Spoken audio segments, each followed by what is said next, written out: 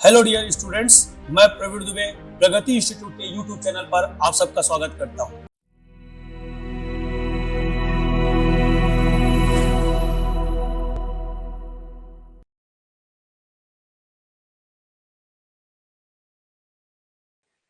आपके विहित प्राधिकारी आपको याद हुए हैं कि नहीं हुए हैं?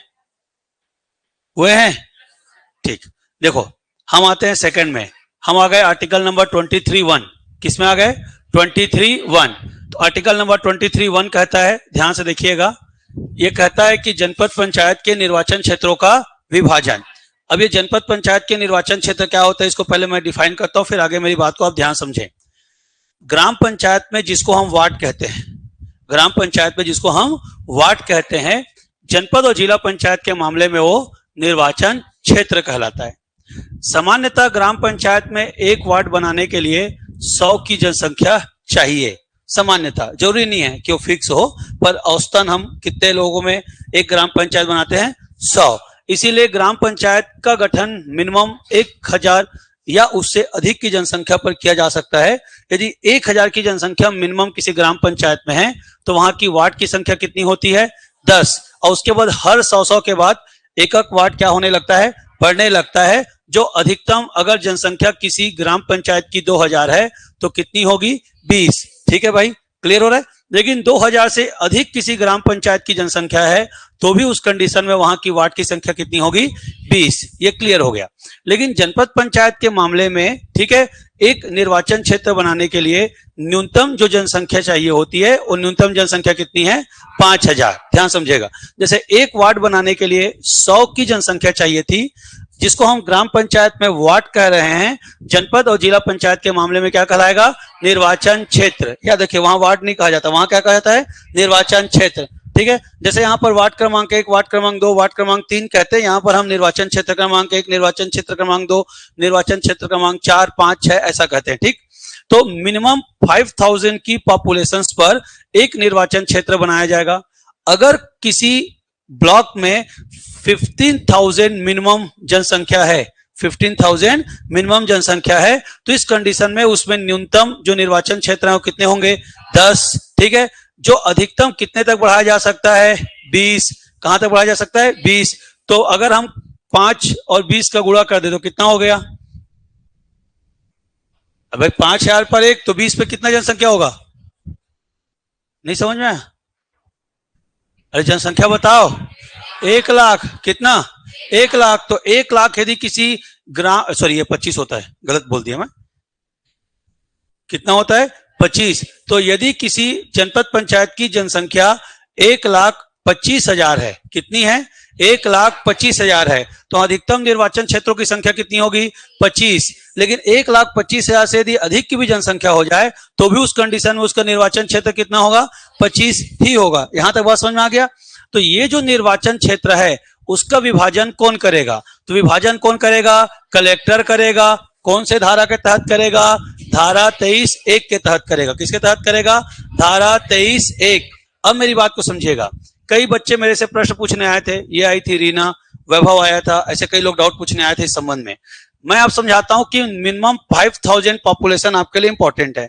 तो मान लीजिए किसी ग्राम पंचायत ऐसे हैं कि 3 ग्राम पंचायत को मिलाकर 5000 होता है, तो एक निर्वाचन क्षेत्र के भीतर में 3 ग्राम पंचायत आएंगे।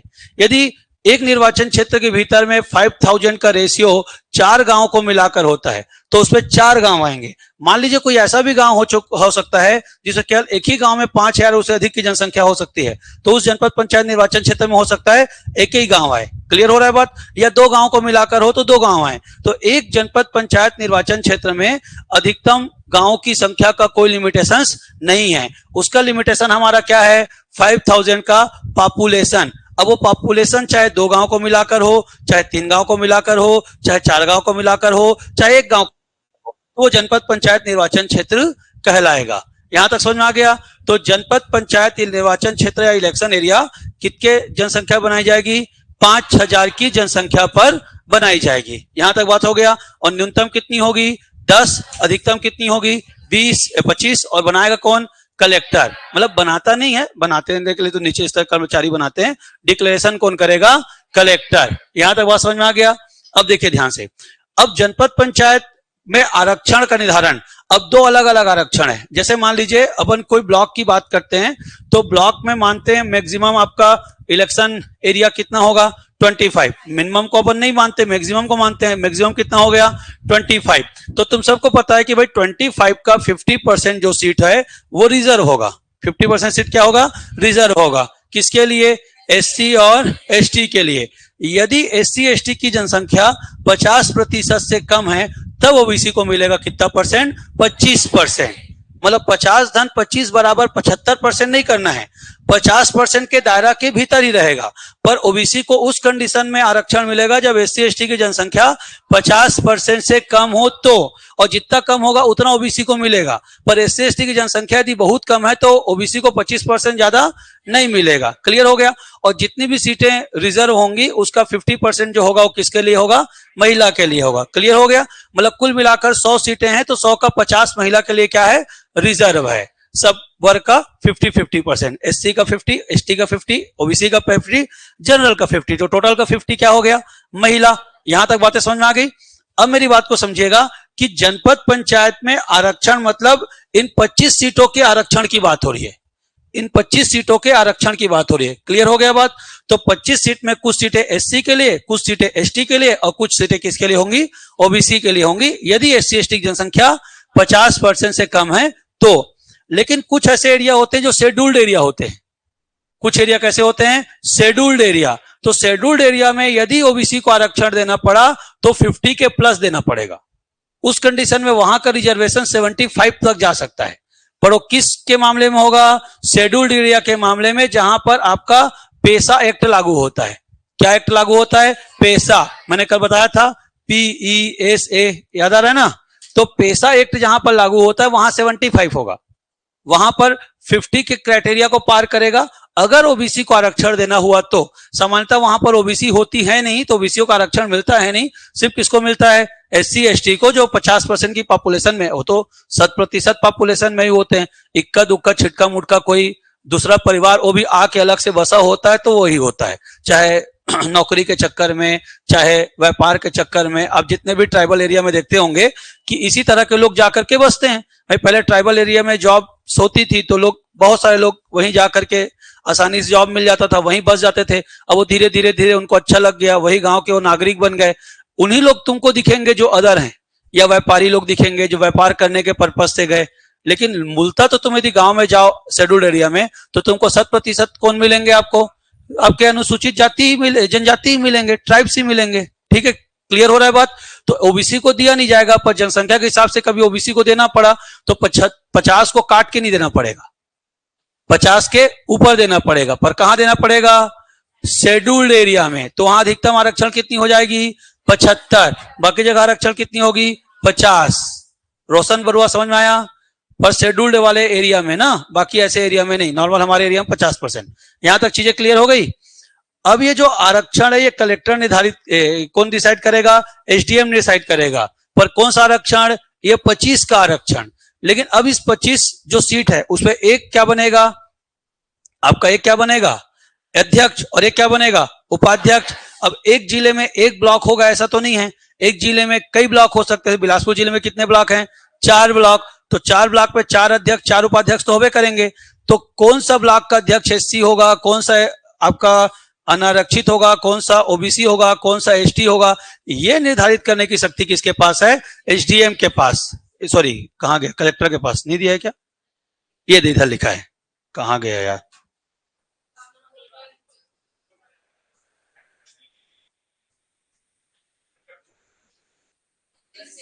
अरे घोषणा है रे पगले, अरे निर्वाचन की घोषणा है, मैं आरक्षण बोल रहा हूं।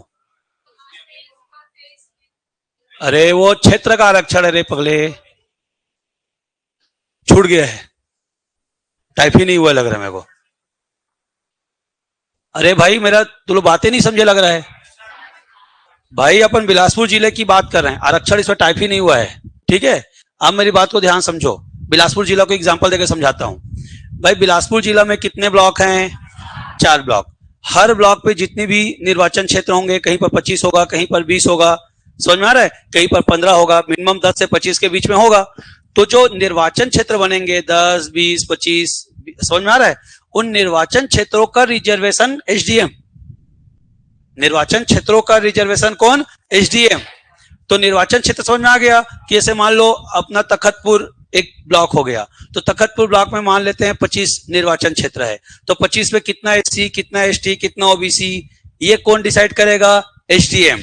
उसी तरह से बिल्हा हो गया, तो बिल्हा में कितना एससी, कितना एसटी, कितना ओबीसी, कौन करेगा? बिल्हा मतलब एसडीएम। क्लियर हो गया? फिर आपका क्या आ गया? मस्तूरी, तो कौन करेगा? एसडीएम। फिर कौन आ गया आपका? कोटा, तो कौन करेगा? एसडीएम। ये बात हो गई उनके सीटों की बात। तुम अचानक से जाग उठी, शैतान टाइप आ गई, आओ बैठो, ठीक है। आगे बात को सुनना ध्यान से। उसके बाद अब 4 जो ब्लॉक हैं, 4 जो आपके क्या हैं? ब्लॉक हैं, उन 4 ब्लॉक पे 4 अध्यक्ष होंगे, होंगे कि नहीं होंगे? तो जो 4 अध्यक्ष होंगे 4 ब्लॉक पे, उन 4 अध्यक्ष में भी तो एससी, एसटी, ओबीसी आपको डिसाइड करना होगा। तो 4 ब्लॉक के जो एससी, एसटी, ओबीसी डिसाइड करने होंगे, वो कौन डिसाइड करेगा? कलेक्टर। कौन डिसाइड करेगा? कलेक्टर। क्लियर हुआ? तो 4 ब्लॉक में सिर्फ 8 पद का डिसाइड कलेक्टर। कौन कौन बोल रहा हूं? 4 अध्यक्ष का और 4 उपाध्यक्ष का, कि एससी, एसटी का जो रिजर्वेशन होगा वो कौन करेगा? कलेक्टर। लेकिन जो इलेक्शंस एरिया बनेंगे उसका कौन करेगा आरक्षण का? अभी किसी को कंफ्यूजन है क्या मेरे समझाने के बाद? 2 अलग अलग आरक्षण है, एक निर्वाचन क्षेत्र का आरक्षण और एक क्या बोल रहा हूं? जनपद पंचायत के अध्यक्ष और उपाध्यक्ष का आरक्षण। तो निर्वाचन क्षेत्र का आरक्षण एसडीएम, हर जनपद में एक एसडीएम होगा, वो एसडीएम उसका क्या करेगा? डिसाइड करेगा। पर भाई एक जिले में जितने ब्लॉक होंगे उन ब्लॉक में कहां कहां पर एससी, एसटी का रिजर्वेशन होगा, वो कौन डिसाइड करेगा? कलेक्टर। अब अगली बात को ध्यान सुनना। जैसे किसी ब्लॉक में अगर एसटी रिजर्वेशन हो गया, सपोज दैट, मान लो बिल्हा ब्लॉक है, एसटी या एससी या ओबीसी कोई रिजर्वेशन हो गया, तो आपका उपाध्यक्ष कोई भी हो सकता है, तो उपाध्यक्ष कोई भी हो सकता है, एससी, एसटी, ओबीसी, जनरल। लेकिन अगर आपका अध्यक्ष का पद जनरल का है, तो उपाध्यक्ष को रिजर्व कैटेगरी का होना जरूरी है, या एससी या एसटी या ओबीसी। मैं क्लियर किया फिर से, अगर अध्यक्ष का पद क्या हो गया? रिजर्व हो गया, तो वो कोई भी हो सकता है, उपाध्यक्ष। लेकिन अगर उपाध्यक्ष जनरल हो गए, अध्यक्ष जनरल हो गया, तो फिर उपाध्यक्ष को रिजर्व कैटेगरी का होना जरूरी है। सेम कंडीशन सरपंच के मामले में भी है। यदि सरपंच अनारक्षित है तो आप अनारक्षित व्यक्ति को उप सरपंच नहीं चुन सकते। समझ में आ रहा है बात? यदि सरपंच जनरल कैंडिडेट है तो आप उप सरपंच किसी जनरल पंच को नहीं चुन सकते। फिर से रिपीट कर रहा हूं, ध्यान सुन लो। यदि सरपंच जनरल है तो किसी ऐसे पंच को जो जनरल है उसे उप सरपंच नहीं चुन सकते। आप उसी पंच को उप सरपंच चुनोगे जो एससी हो, एसटी हो या ओबीसी हो। मतलब कुल मिलाकर उसके लिए एक वर्ड है, वह रिजर्व कैटेगरी का होना चाहिए। और रिजर्व कैटेगरी में 3 कैटेगरी है, कौन कौन? SC, ST, OBC. शीर्षों तेरा दिमाग काम नहीं कर रहा है क्या?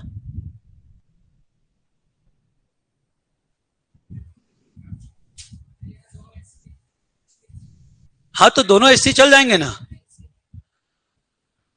हाँ, मैं कह रहा हूं जनरल यदि सरपंच है तो उप सरपंच जनरल नहीं हो सकता, ये नियम है। अरे नियम है भाई, अगर सरपंच जनरल है तो उप सरपंच जनरल नहीं हो सकता। लेकिन सरपंच यदि रिजर्व कैटेगरी का है तो सरपंच कोई भी हो सकता है। तो तुम्हारा वाला में कोई समस्या नहीं है, ऊपर भी एससी नीचे भी एससी चलेगा। पर ऊपर जनरल है और नीचे जनरल है तो अब वो क्यों है वो तुम ग्राम पंचायत में जाकर रिसर्च करो, वो अविधि मान्य है। क्लियर हो गया बात? अवैध हो सकता है, पर भाई कोई तैयार नहीं हुआ होगा उप सरपंच बनने के लिए, कुछ भी लिखा पढ़ी तो हुआ होगा कि कोई पंच भी तो जबरदस्ती बोह के तो उसको उप सरपंच नहीं बना दोगे। रिजर्व कैटेगरी के यदि लोग कह दिए होंगे हम नहीं बनना चाहते, हमसे पंच में ही खुश है कहे होंगे, तो कुछ तो लिखा पढ़ी हुआ होगा, उसको एक बार चेक करो। भैया जबरदस्ती किसी को बोह के तो नहीं बना सकते ना। तो तुम जो कह रहे हो यदि वैसा हुआ होगा तो या तो सब लोगों ने अपनी असहमति दी होगी कि हम उप सरपंच नहीं बनना चाहते, और वो अपना सहमति दिया होगा, या सबको जो भी ठंडी ठंडी समझ में आ रहा है ना, दे करके डिसाइड करवाया होगा कि भाई मैं बनूंगा और मुझे क्या करो, समर्थन करो। लेकिन एज अ लॉ कहता है कि यदि अध्यक्ष या सरपंच अनारक्षित है तो उपाध्यक्ष या उप सरपंच आरक्षित वर्ग का होगा। लेकिन इसको वाइस वर्षा कर दो कि यदि सरपंच या अध्यक्ष आरक्षित है, तो ऐसा नियम नहीं है कि उप सरपंच या उपाध्यक्ष अनारक्षित होगा, ऐसा नहीं है, वो फिर कोई हो सकता है। समझ में आ गया बात? पक्का? तो एक लाइन यहां पर कहीं पर मिस हो गया है, उसको मैं बाद में ऐड करा दूंगा, ठीक है। तो जनपद पंचायत में आरक्षण कौन करेगा? एसडीएम। पर जनपद पंचायत में जनपद पंचायत के अध्यक्ष के आरक्षण के निर्धारण कौन करेगा? कलेक्टर। ये आपका 23(3). अब 25(1) जो लिख रहा है वो क्या कर रहा है कि जब अध्यक्ष और उपाध्यक्ष का निर्वाचन कराना होगा तो उसकी घोषणा कौन करेगा? तो घोषणा कौन करेगा? एसडीएम। अब ये कैसे होगा? ये सीधी सी बात है, पहले जनपद पंचायत के सदस्यों का निर्वाचन क्षेत्रों से चुनाव होगा। जनपद पंचायत के सदस्यों का निर्वाचन क्षेत्रों से चुनाव होने के बाद, ठीक है, जिस दिन नाम का प्रकाशन होगा, जिस दिन नामों का प्रकाशन होगा उसी को घोषणा कहते हैं। तो जिस दिन नाम का प्रकाशन होगा उस दिन से 30 दिन के भीतर सचिव क्या करेगा? बैठक, सॉरी अब सीओ कहेंगे, जनपद आ गए तो अब, है ना भाई, अगर मेरी जुबान से सचिव निकल जाए तो अपनी भावनाओं को समझना, है ना। मतलब बार बार 3 स्तर के पंचायत को कहोगे तो कई बार टंग स्लिप होते हैं, ठीक है। और खासकर जब मैं जिस तरह के मोड में पढ़ाता हूं, बहुत फास्ट मोड में पढ़ाता हूं, तो मेरे साथ और समस्या होता है। तो थोड़ा करेक्शन आप अपने बुद्धि लेवल पर भी करिएगा, ठीक है। तो मान लीजिए अगर जनपद पंचायत के सदस्यों का जो जीते हैं उनका नामों का प्रकाशन जिस डेट को होगा उस डेट से 30 दिन के भीतर बैठक कौन बुलाएगा? सीओ। कौन बुलाएगा? सीओ। जो 30 दिन की बैठक होगी उसी दिन आपको पता है कि उनका क्या होता है? निर्वाचन होता है। किसका? अध्यक्ष और उपाध्यक्ष का। तो अध्यक्ष और उपाध्यक्ष के निर्वाचन की घोषणा कौन करेगा कहेगा तो एसडीएम। और प्रथम बैठक कौन बुलाएगा कहेगा तो सीओ। कितने दिन के भीतर? 30 दिन के भीतर। और जो प्रथम सम्मेलन बुलाया जाएगा उसी दिन अध्यक्ष और उपाध्यक्ष क्या होगा? निर्वाचन होगा। यहां तक बात समझ में आ गया? पर पहले शपथ लेंगे, फिर उसके बाद क्या करेंगे? निर्वाचन करेंगे, ठीक है। अब देखिए, जनपद पंचायत के अध्यक्ष, उपाध्यक्ष और सदस्यों के नामों का प्रकाशन कौन करेगा? इसी दिन से 30 दिन के भीतर हम क्या करेंगे? बैठक बुलाएंगे। और बैठक कौन बुलाएगा? सीईओ। सीईओ को हिंदी में क्या बोलेंगे? मुख्य कार्यपालन अधिकारी। मुख्य कार्यपालन अधिकारी। तो घोषणा करेगा director, deputy director of panchayat. कौन करेगा? डिप्टी डायरेक्टर ऑफ पंचायत, ठीक है भाई। इंग्लिश बोलने में ज्यादा क्लियर होता है, डिप्टी डायरेक्टर ऑफ पंचायत। और हिंदी में ऐसा लिखोगे उप संचालक पंचायत, तो लोगों को समझ में नहीं आता। इसको अपन शुद्ध भाषा में कहते हैं पंचायत विभाग का उप संचालक पद पर आसीन अधिकारी, ऐसा लिखा रहता है। अब उसको शॉर्ट फॉर्म में बोल रहे हैं। पंचायत विभाग में उप संचालक, कुछ डिपार्टमेंट ऐसे होते हैं जिसमें सेक्रेटरीज होते हैं और कुछ डिपार्टमेंट ऐसे होते हैं जिसमें डायरेक्टर्स होते हैं। क्या होते हैं? डायरेक्टर्स, समझिएगा। तो कुछ डिपार्टमेंट ऐसे हैं जिनमें सेक्रेटरी होते हैं, कुछ डिपार्टमेंट ऐसे हैं जिसमें क्या होते हैं? डायरेक्टर होते हैं, कुछ डिपार्टमेंट ऐसे हैं जिसमें कमिश्नर होते हैं। आप समझिएगा। तो कुछ में कैसे चलता है? सचिव, प्रमुख सचिव, मुख्य सचिव, ऐसे चलता है। कुछ में क्या चलता है? संचालक, संयुक्त संचालक, उप संचालक, ऐसा चलता है। कुछ में चलता है आयुक्त, सह आयुक्त, उपायुक्त, ऐसे चलता है। जैसे निगम के मामले में जाओगे तो आप आयुक्त, उपायुक्त, ऐसा चलता है। समझ में आ रहा है? पंचायत के मामले में सचिव वचिव बात की चीज है, उसमें दो अलग अलग चीजें हो रही है। एक होती है आपका सचिवालय और एक होता है आपका ये संचनालय। क्या होता है? संचनालय। तो जो संचनालय के ऑफिसर्स होते हैं उनको क्या कहते हैं? संचालक, उप संचालक, संयुक्त संचालक, ये सारी चीज कहते हैं। और जो सचिवालय के अधिकारी होते हैं उनको क्या बोलते हैं? सचिव, मुख्य सचिव, समझ में आ रहा है ना? प्रमुख सचिव, ये अलग चलता है। छत्तीसगढ़ में उसका सीक्वेंस पूछता है, प्रोटोकॉल। सीजीपीएससी में आपको तीनों के प्रोटोकॉल याद करने पड़ेंगे, एक संचालक का, एक सचिव का और उसका फिर मंत्री का। क्लियर हो गया? ये तीनों का प्रोटोकॉल आपको याद करना पड़ेगा। सबसे ज्यादा पूछेगा सचिव और संचालक का। और एक आता है आपका आयुक्त, पर आयुक्त अभी तक ज्यादा पूछा नहीं है, वो जनरली निगम में होता है या बाकी सारी चीजों में होता है। तो पंचायत विभाग के संचालय में डिप्टी डायरेक्टर अर्थात उप संचालक के पद पर जो व्यक्ति होगा वो जनपद और जिला पंचायत के अध्यक्ष, उपाध्यक्ष और सदस्यों के जीते हुए लोगों का नामों का प्रकाशन करेगा। यहां तक बात क्लियर हो गया? अब देखिए, जनपद पंचायत का प्रथम सम्मेलन कौन बुलाएगा? सीईओ, पहले बता दिया, ठीक है। कब बुलाएगा? चुनाव के परिणाम के घोषणा के पश्चात। अब देखिए, जनपद के अध्यक्ष और उपाध्यक्ष के विरुद्ध यदि अविश्वास प्रस्ताव, पहला बात तो आवेदन देना होगा, तो आवेदन देंगे एसडीएम को या अतिरिक्त कलेक्टर को। किसको देंगे? अतिरिक्त कलेक्टर को। अध्यक्षता कौन करेगा? कलेक्टर। कलेक्टर आता नहीं, अपर कलेक्टर करता है। कौन करता है? अपर कलेक्टर। यहां तक क्लियर हो गया? अब अविश्वास प्रस्ताव तुम सबको पता है रे भाई, बोलू एक बार अविश्वास प्रस्ताव? मेरे बोलने से पहले तुम बोलो, क्या होगा? प्रस्ताव की प्रक्रिया बताओ। 1/3 क्या करेंगे? पहले अच्छा चलो पंच को बताओ, मैं इधर से कोरिलेट करा दूंगा, बोलो। अगर सर पहली बात तो यार तुम लोग सीक्वेंस से बताने जानते हो। पहला तो ये बताओ कि अविश्वास प्रस्ताव क्यों लाया जाता है? अयोग्य,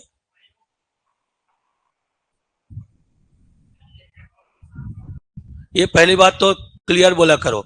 सरपंच और उप सरपंच को उसके कार्यकाल पूरा होने से पहले हटाने के लिए लाया गया प्रस्ताव, पहले सुधार के बोलना सीखो। तो यहां पर क्या आएगा आपका? अध्यक्ष उपाध्यक्ष के कार्यकाल पूरा होने से पहले उसको हटाने के लिए लाया गया प्रस्ताव क्या है? इंग्लिश में क्या बोलते हैं?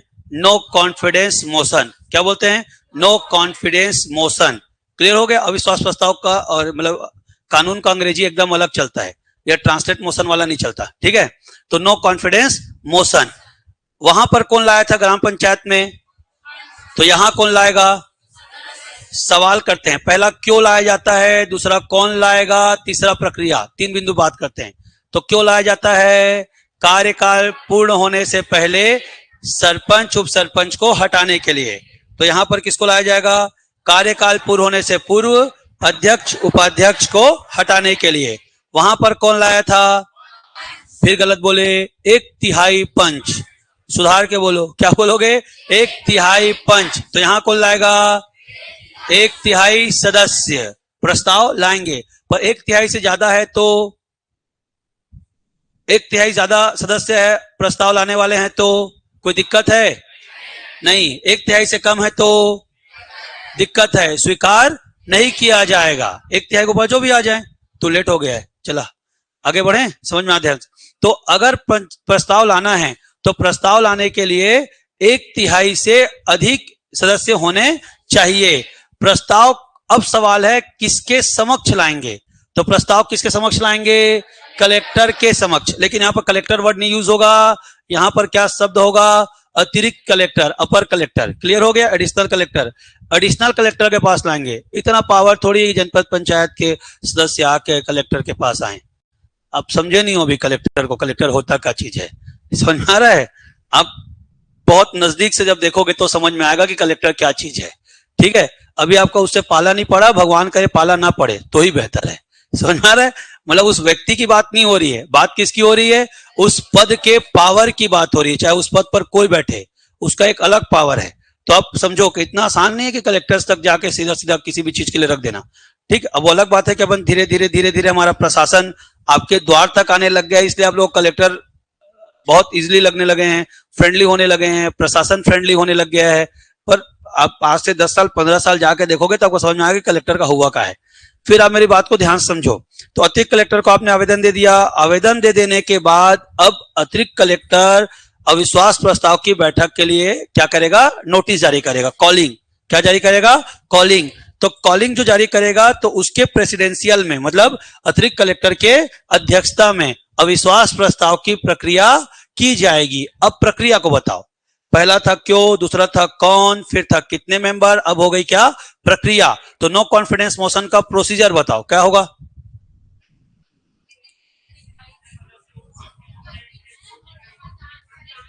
फिर गलत बोल दिया ये, बोल किसका? उपस्थित और मतदान करने वाले सदस्यों का 4, जो प्रेजेंट एंड पार्टिसिपेशन, जो वोटिंग्स होंगे, ठीक है? तो उपस्थित एवं मतदान करने वालों का 3/4, 3/4 परसेंटेज में क्या बोलेंगे? 75, जो कि कुल का सदस्यों का, कुल मेंबर्स का कितना हो? 2/3 से अधिक हो, प्लस हो, तो वो नो कॉन्फिडेंस मोशन पास होगा। और पास होगा तो अध्यक्ष और उपाध्यक्ष अपने पोस्ट से रिमूव हो जाएंगे। उनके टर्म खत्म होने के पहले, उनके कार्यकाल खत्म होने से पहले ही वो क्या हो जाएंगे? रिमूव हो जाएंगे, पदमुक्त हो जाएंगे। यहां तक बात समझ में आ गया? तो ये प्रोसीजर है। प्रोसीजर रखना कि जिस दिन ये प्रोसीजर अपनाई जाएगी उस दिन जितने प्रेजेंट और वोटिंग पार्टिसिपेट करने वाले मेंबर्स होंगे उनका 75% वोटिंग समझ में आ रहा है? मेजॉरिटी जो कि उनके कुल मेंबर के या उनके स्ट्रक्चर के 2/3 वोटिंग या बहुमत से क्या होना चाहिए, अधिक होना चाहिए, तो लोग अपने पोस्ट से क्या हो जाएंगे, रिमूव हो जाएंगे। क्लियर हो गया? और ये कौन से सेक्शन में है इस बात का वर्णन? 28 हो गया, 28(1) याद रहेगा। फिर देखिए अगला क्या आ गया 31 में, जिला पंचायत के निर्वाचन क्षेत्र का निर्धारण। जैसे अभी आपने जनपद पंचायत का निर्वाचन क्षेत्र का निर्धारण किया था, वैसे अब किसका होगा, जिला पंचायत का। तो मेरी बात को ध्यान समझेगा, जिला पंचायत के निर्वाचन क्षेत्र का निर्धारण करने के लिए मिनिमम पॉपुलेशन 15,000 चाहिए। ग्राम पंचायत के एक वार्ड के लिए कितना था, 100। जनपद पंचायत के एक निर्वाचन क्षेत्र कितना था, 5,000। और जिला पंचायत के लिए कितना था, 50,000। अब 50,000 की पॉपुलेशन, जैसे मान लो एक जिला पंचायत क्षेत्र बना अपना, मान लेते हैं इसका नाम है जिला पंचायत क्षेत्र क्रमांक 1। तो इस जिला पंचायत क्षेत्र क्रमांक में 50,000 की जनसंख्या होनी चाहिए। अब 50,000 की जनसंख्या में कितने गांव आएंगे, अब तुम समझ लो 10, 15, 20 जितने भी गांव आएंगे, उन सभी गांवों के समूहों को मिलाकर एक जिला पंचायत निर्वाचन क्षेत्र बनाया जाएगा। क्लियर हो गया? तो इंपॉर्टेंट क्या है, गांव की संख्या की जनसंख्या? जनसंख्या। जनसंख्या कितनी चाहिए, 50,000। अब 50,000 की जनसंख्या में जितने गांव आ जाएं, कई बच्चे पूछते हैं कि 2 गांव मिला के कि 5 गांव बना के, तो उसका मैं उत्तर नहीं दे सकता, क्योंकि अलग अलग जिला पंचायत एरिया में अलग अलग नंबर्स ऑफ विलेजेस होंगे। किसी जगह पे 20 हो सकते हैं, किसी में 15 हो सकते हैं, किसी में 25-30 भी हो सकते हैं। इंपॉर्टेंट क्या है, पॉपुलेशन। तो 15,000 पॉपुलेशन पर एक क्या बनेगा आपका, जिला पंचायत। यहां तक स्पष्ट है कि स्पष्ट नहीं है? पक्का? तो एक जिला पंचायत बनेगा, 50,000 पर एक। अब समझिएगा, मिनिमम किसी जिला पंचायत में कितने निर्वाचन क्षेत्र हो सकते हैं, 10। तो वहां का पॉपुलेशन एक्चुअल में कितना हो गया, बोलो कितना हो गया, 5 लाख। तो आपके 5 लाख के पॉपुलेशन अगर किसी जिला में है, तो वहां पर मिनिमम निर्वाचन क्षेत्र कितने होंगे, 10। और उसके बाद हर 50,000 के बाद एक निर्वाचन क्षेत्र बढ़ते जाएगा। तो 5,50,000 पर 11, 6 लाख पर 12, 6,50,000 पर 13, 7 लाख पर 14, ऐसे बढ़ते जाएगा, जो मैक्सिमम कहां तक जाएगा, 35 तक। कहां तक जाएगा, 35। तो 35 इंटू 15,000 कर लो, तो लगभग कितना आ रहा है, 17,50,000। तो यदि किसी जिला पंचायत की जनसंख्या 17,50,000 है, 17,50,000 है, तो उसकी कितनी सीटें होंगी, 35। लेकिन यदि किसी जिला पंचायत की जनसंख्या 18 लाख हो जाए तो भी 35, 20 लाख हो जाए तो, क्लियर? तो मिनिमम कितना, 10। अगर किसी जिला पंचायत की जनसंख्या 4,50,000 है तो निर्वाचन क्षेत्र की संख्या 10, 3.5 लाख है तो 10। जनरली होता नहीं है, पर एक समझ लो, तो 5 लाख से कम है तो 10 ही रहेगी, और 5 लाख के बाद फिर हर 50,000 पर एक बढ़ती जाएगी, जो कहां तक बढ़ेगी, 17,50,000 तक, अर्थात 35 सीट, और फिर वो स्टॉप हो जाएगी।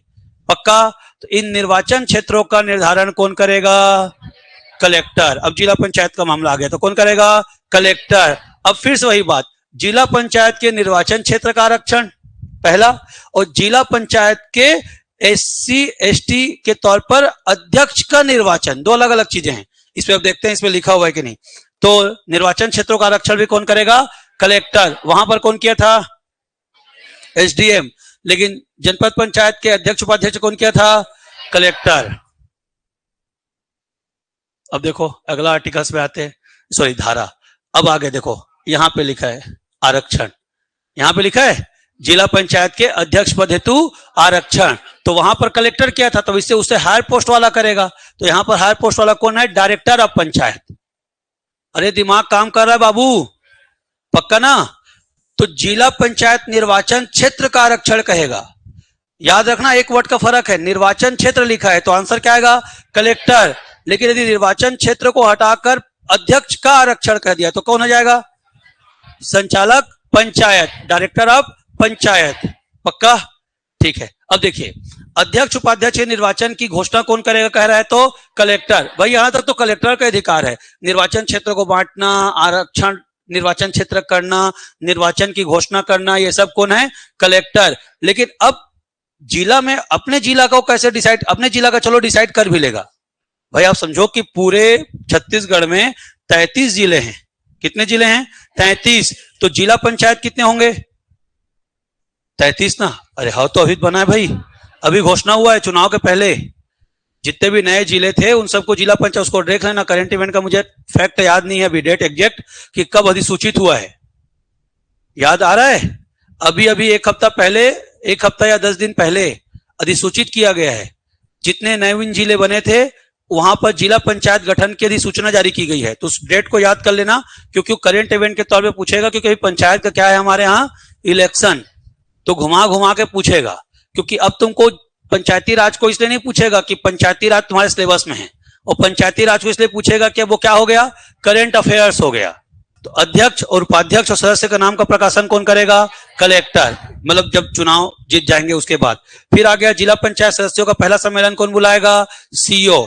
अरे आईएएस मत कहना भाई, हम ये बताने के लिए लिखे हैं कि आईएएस को वहां पर सीईओ के पोस्ट पर नियुक्ति दी जाती है। आईएएस नहीं बुलाता, आईएएस कोई पोस्ट नहीं है। समझ में आ रहा है बात ना? हाँ, मतलब आईएएस कलेक्टर बनता है, आईएएस जो पद पे जाएगा वो पद का कहलाएगा। आप समझिएगा बात, ठीक है?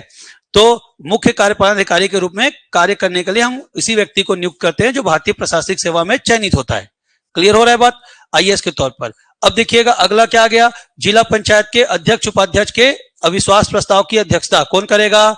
Director of panchayat. ये अविश्वास है ना, ये टाइपिंग मिस्टेक है, समझिएगा। अविश्वास प्रस्ताव की अध्यक्षता कौन करेगा? संचालक पंचायत। कौन करेगा? फिर से रिपीट, क्यों लाया जाएगा अविश्वास प्रस्ताव? 5 साल पूर्ण होने से पूर्व उसके कार्यकाल से उसे हटाने के लिए। कौन लाएगा? सदस्य। फिर से गलत बोले, 1/3 सदस्य। उसके बाद प्रक्रिया क्या होगी? उपस्थित और मतदान करने वालों का 3/4 जो कुल के 2/3 से अधिक होगा। यहां तक बातें स्पष्ट हो गई? अब देखिए 37(2) में आते हैं क्या? रेजिग्नेशन। किसका आते हैं? रेजिग्नेशन। बहुत आसान है। पंच किसको देगा? पंच किसको अपना त्याग पत्र देगा? और उप सरपंच और सरपंच किसको देंगे? डिप्टी डायरेक्टर ऑफ पंचायत को। किसको देंगे? Deputy director of panchayat. पंच अपना रेजिग्नेशन देगा किसको? सरपंच। और सरपंच उप सरपंच देंगे डिप्टी डायरेक्टर ऑफ पंचायत को। जनपद पंचायत के सदस्य किसको त्याग पत्र देंगे? जनपद पंचायत के अध्यक्ष को। ठीक है, जनपद पंचायत के अध्यक्ष को। और जनपद पंचायत के अध्यक्ष उपाध्यक्ष किसको देंगे? कलेक्टर को। किसको देंगे? कलेक्टर। एक कट है, कमिश्नर को काटो। किसको देंगे? कलेक्टर। एक का क्रम बढ़ते जाएगा, किसको दे जाएंगे? कलेक्टर। फिर देखिए जिला पंचायत के सदस्य किसको देंगे? अध्यक्ष को। और जिला पंचायत के अध्यक्ष उपाध्यक्ष किसको देंगे? कमिश्नर। ये कौन कमिश्नर है? अरे कौन सा कमिश्नर? नगर निगम कमिश्नर की संभाग आयुक्त कमिश्नर? संभाग आयुक्त। समझ में आ गया भाई? जिले के ऊपर होता है संभाग, पता है कि नहीं पता है? संभाग कहते हैं। तो संभाग का जो हेड होता है, एक संभाग आयुक्त के अंदर में 5-6 कलेक्टर होते हैं। जैसे बिलासपुर संभाग है, पूरे छत्तीसगढ़ को 5 डिवीजन में बांटा गया है। कौन कौन सा? बिलासपुर, रायपुर, सरगुजा, दुर्ग और बस्तर। अब बिलासपुर जो डिवीजन है, बिलासपुर जो संभाग है, उसके अंतर्गत जिला कौन कौन है? बिलासपुर, मुंगेली, गौरेला पेंड्रा, मरवाही, फिर जांजगीर चांपा, रायगढ़, कोरबा, ये और सारंगढ़, बिलाईगढ़। तो ये सब लोग बिलासपुर संभाग के अंदर आते हैं। तो सारे कलेक्टर बिलासपुर कमिश्नर के अंडर होते हैं। कौन है बिलासपुर कमिश्नर? अभी नया नया पोस्टिंग हुआ है। बिलासपुर कमिश्नर कौन है? अभी अभी नई पोस्टिंग हुई है, श्री महादेव कावरे। पढ़े भी नहीं हो? पेपर पढ़ो, रोज घुस घुस के यहाँ सस्पेंड कर रहे हैं लोगों को, तुम लोग देख कर रहे हो। समझ में आ रहा है बात? तो न्यूज पढ़ो, आगे बढ़े बात भाई। तो अब देखिए, तो कमिश्नर को देंगे। यहां तक समझ में आ गया? अब देखिए वो भी सीनियर आईएएस होते हैं। अब देखिएगा आगे नेक्स्ट 39 सेक्शन। 39 सेक्शन में है आपका सस्पेंशन। 37 में था रेजिग्नेशन। एक बार रट्टा मारो, पंच किसको देगा? और सरपंच उप सरपंच? जनपद पंचायत का सदस्य अध्यक्ष को, अध्यक्ष उपाध्यक्ष कलेक्टर को। कलेक्टर ना कमिश्नर काटेंगे। जिला पंचायत के सदस्य और जिला पंचायत के अध्यक्ष उपाध्यक्ष कमिश्नर को। फिर देखिए क्या आ गया अपन? 39 में क्या है? निलंबन। निलंबन कहने का मतलब उसको कार्य करने से कुछ दिन के लिए विमुक्त कर दिया जाएगा। सस्पेंड समझते हो? सस्पेंड मतलब तुमको कुछ दिन तक कार्य करने की अधिकारिता नहीं रहेगी। तो ये पंच सरपंच के मामले में भी है। तो पंच, सरपंच, उप सरपंच को कौन सस्पेंड करेगा? एसडीएम। ठीक है। जनपद के अध्यक्ष पद सदस्य कौन करेगा? कलेक्टर। और जिला पंचायत को भी कौन करेगा? कलेक्टर। अब ये टर्मिनेट है आपका 40, क्या है आपका? टर्मिनेट, सीधा उसके पोस्ट से खत्म कर देना, उसको टर्मिनेट करने की व्यवस्था यहां पर की गई है। तो यहां पर तीनों फिर सेम कौन? SDM, collector, collector. कहानी क्लियर हुआ कि नहीं क्लियर हुआ? पक्का? तो ये विहित प्राधिकारियां हैं, इसमें थोड़ी बहुत चेंजेस हो सकती हैं, अभी अपडेट के हिसाब से मैं उसको आपको अपडेट करा दूंगा। अब हम लोग फाइनली आते हैं किसमें? ग्राम सभा में। आ जाएं? देखिए ये अनुसूची है, इसको लास्ट में पढ़ाऊंगा। अनुसूचियों में ना ग्राम पंचायतों के द्वारा लिए जाने वाले टैक्सेस का वर्णन है। किसका वर्णन है? टैक्स का। ठीक है। तो ऐसे यहां पर लिखा हुआ है ग्राम पंचायत द्वारा लिया जाने कंपलसरी टैक्स, यहां पर भी लिखा है क्या? जनपद पंचायत द्वारा लिया जाने वाला कंपलसरी टैक्स। ये दोनों किसमें है? अनुसूची 1। अनुसूची 2 में क्या है? आपके ऑप्शनल टैक्स, ग्राम के और जनपद के। फिर अनुसूची 3 में क्या है? ग्राम पंचायत और जनपद पंचायत द्वारा अधिरोपित कोई अदर शुल्क। यहां पर किसका वर्णन है? शुल्क का। यहां पर दोनों में क्या वर्णन है? टैक्स का। तो शेड्यूल्ड 1 में कंपलसरी टैक्स, शेड्यूल्ड 2 में आपका ऑप्शनल टैक्स, और शेड्यूल्ड 3 में आपका कोई चार्ज, और शेड्यूल्ड 4 में है उन 29 सब्जेक्ट का वर्णन जो भारतीय संविधान के, इंडियन कॉन्स्टिट्यूशन के 11वीं अनुसूची में है। और क्या क्या विषय है उसको बाद में रटवाऊंगा, अभी क्या क्या है उसको रट लो। तो आपके छत्तीसगढ़ पंचायती राज अधिनियम में कुल धारा कितनी है? 132। कुल अध्याय कितने हैं? 15। और कुल अनुसूचियां कितनी हैं? तो चैप्टर कितने हो गए? चैप्टर 15। चैप्टर कितने हैं? 15। सेक्शंस कितने हैं? 132, 132। और अनुसूची अब यहीं से रटो। आपके 132 धारा तो रटते थे, तुम्हारी नानी दादी याद आ जाएगी। अभी 40 तक धारा रट लो, बहुत इंपॉर्टेंट है। ठीक है। मैं अभी कहां तक धारा बताया हूं? बस आपको 40 तक। ये कल ये रटा जाना चाहिए, आज नहीं डाला था ए ओ चोचला, मैं इसीलिए पूछ भी नहीं किया। मैं पहले जानता था, गायत्री से पूछ लिया था, डाली थी नहीं डाली थी, नहीं पूछा ना मारा। समझ में आ रहा है? कल संडे है और परसों मंडे है, एक दिन का गैप है, नहीं रट किया है धारा सहित तो सोच लेना। कल होगी मॉर्निंग में क्लास, एक्स्ट्रा क्लास। क्लियर हो रहा है बात? तो मॉर्निंग में एक्स्ट्रा क्लास में लूंगा। आगे अब मेरी बात को ध्यान समझिए, मैं मैसेज करूंगा, बताऊंगा कितना टाइम होगा। अब देखो, तो 40 तक धारा रट लेना, धीरे धीरे फिर आगे के धारा भी रटवाऊंगा। अब यहां पर अनुसूची को रट लो, सीधी बात है। अनुसूची 1 अनिवार्य टैक्स, अनुसूची 2 वैकल्पिक टैक्स, अनुसूची 3 एक्स्ट्रा चार्जेस, अनुसूची 4 29 विषयों का वर्णन। रटा गया? अनुसूची 1 अनिवार्य कर, अनुसूची 2 अनुसूची 3 एक्स्ट्रा जो शुल्क होंगे वो, और आपका 4 29 विषयों का वर्णन। टैक्सेस कौन कौन ले सकता है? ग्राम पंचायत और जनपद पंचायत। तो अनुसूची 1 में ग्राम और जनपद का अनिवार्य टैक्स, अनुसूची 2 में ग्राम और जनपद का वैकल्पिक टैक्स, अनुसूची 3 में आपके ग्राम पंचायत और जनपद पंचायत के द्वारा लिया जाने वाला शुल्क, फीस, और आपका 4 में क्या है? 29 विषय। हो गया। अब ये अलग चीजें हैं, इसको बाद में पढ़ेंगे। अब मेन में आते हैं जिसका नाम है क्या? ग्राम सभा। ये अपने को पढ़ना है, मैं पहले पढ़ा दे चुका हूं आपको। क्या ये अध्याय 1 प्रारंभिक पढ़ा चुका हूं ना। अब आते हैं हम लोग क्या? अध्याय 2 ग्राम सभा। कितनी धाराएं हैं? 3 से लेकर 7। इसमें से मेन बात तुम सब जानते ही हो, जो बात नहीं जानोगे उसको हाईलाइट करूंगा, जो बात जान रहे हो उसको मैं गोलते चलता हूं, रटते चलते हैं। ठीक। पहले मुझे बात बताओ, सीधी सीधी सी बात, मैं पहले पूछता हूं फिर आगे बढ़ूंगा। ग्राम सभा का गठन कौन करेगा? घोषणा कौन करेगा? ग्राम सभा क्या है? गांव के मतदाताओं का समूह या निकाय। ठीक है। ऐसा समूह जिसमें गांव के समस्त मतदाता शामिल होते हैं, क्या कहलाता है? ग्राम सभा। ग्राम सभा का मुख्य कार्य क्या है? ग्राम पंचायत के कार्यों पर नियंत्रण रखना, उन पर कंट्रोल करना। ग्राम पंचायत में कौन कौन आते हैं? पंच, सरपंच, उप सरपंच, सचिव, ये लोग ग्राम पंचायत के काम करते हैं। तो ये लोग कोई भी कार्य किसकी अनुमति से करेंगे? ग्राम सभा के। ग्राम सभा की साल में कितनी बैठक, कितनी डेट का फिक्स है, कितने का फिक्स नहीं है? 2 कौन से महीने होते हैं? तो 4 के हिसाब से औसत कितने माह में? 3 माह में, और 6 के हिसाब से 2 माह में। क्लियर हो गया? डेट बोलो, पहला, दूसरा, तीसरा और चौथा। 2 महीने कौन कौन है? जून और नवंबर। क्लियर हो गया? ये 6 बैठकें होती है। यहां तक तो सबको पता है। ग्राम सभा को हम क्या कहते हैं? छोटी संसद। क्या कहते हैं? छोटी संसद। ग्राम सभा वैसा ही बिहेव करती है just like a state legislature, just like a central legislature. जैसा केंद्र की संसद और राज्य का विधानमंडल कार्य करती है, वैसे ही गांव में कौन काम करती है? ग्राम सभा। तो हमने ग्राम सभा के लिए कुछ कुछ बातें लिखी है, उसको ध्यान, पूरा रटा चुका हूं भाई, कोई समस्या तो नहीं किसी को? तो याद रखना। तो ये देख लो, तो गांव के भीतर जितने भी मतदाता आते हैं उनका मिलकर बनने वाले समूह क्या कहते हैं? ग्राम सभा। ग्राम सभा ग्राम पंचायत की क्या है? विधायिका है। यह पंचायती राज व्यवस्था की क्या है? बुनियादी इकाई है। ग्राम सभा परमानेंट है कि हर 5 साल बाद भंग होती है? भाई गांव में जब तक आदमी तब तक ग्राम सभा।